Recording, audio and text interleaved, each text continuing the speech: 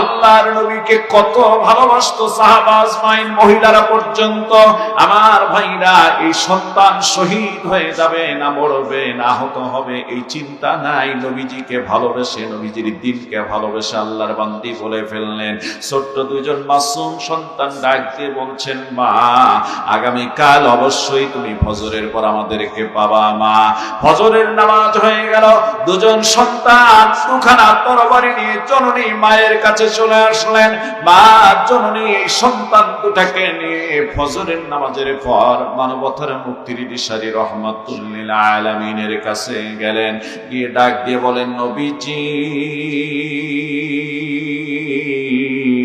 আমার একটা ছোট্ট আবেদন গো ইয়া রাসূলুল্লাহ, হাবিবাল্লাহ। আজ উহুদের ময়দানে অনেক সাহাবীরা দিনকে বিজয়ী করার জন্য যাচ্ছে। আল্লাহর নবী গো, আমার স্বামী নাই, মারা গিয়েছে, থাকলে হয়তো আজকে যুদ্ধের ময়দানে পাঠাতে পারতাম। আমার উপযুক্ত ভাই নাই ইয়া রাসূলুল্লাহ, আমার সাবালক সন্তান নাই, এই দুটা ছোট মাসুম বাচ্চা।